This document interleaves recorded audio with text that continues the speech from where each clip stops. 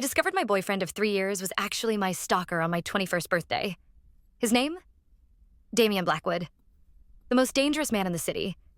He'd been watching me since I was 18, learning everything about me, waiting.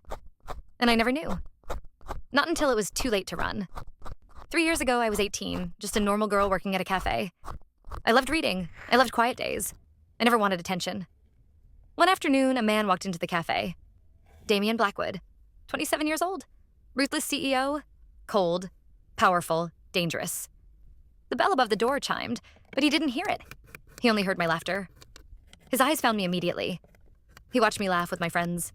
He watched me tuck my hair behind my ear. He watched the way the afternoon light caught in my eyes. And something inside him snapped. At 27, he'd felt nothing for years. He'd built an empire on blood and shadows. Violence was his language. Control was his oxygen.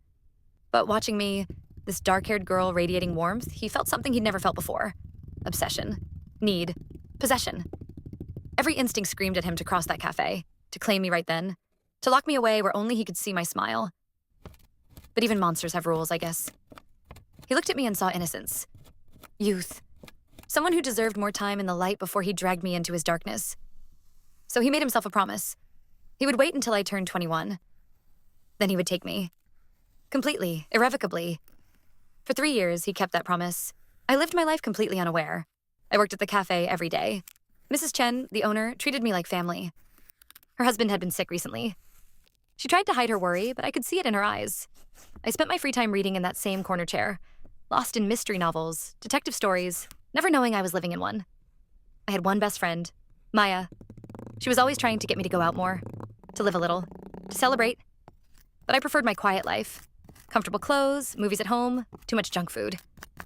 I didn't know that while I was reading those books, someone was watching me through the cafe window. I didn't know that when I walked home at night, someone followed in the shadows to make sure I got there safely. I didn't know that the flowers that appeared on Mrs. Chen's counter every week were paid for by him. I didn't know that my rent, which never seemed to increase, was because he'd bought my building. 3 years of invisible protection. 3 years of obsession disguised as care. The day before my 21st birthday changed everything. I stayed late at the cafe reading. Mrs. Chen brought me tea. She asked why I wasn't out with friends. It was my birthday tomorrow, after all. 21 was significant, but I just wanted to read, to stay in my safe, ordinary world. When I finally looked up, night had fallen completely. The cafe sat in a sketchy industrial area. The building stood isolated at the edge of abandoned warehouses.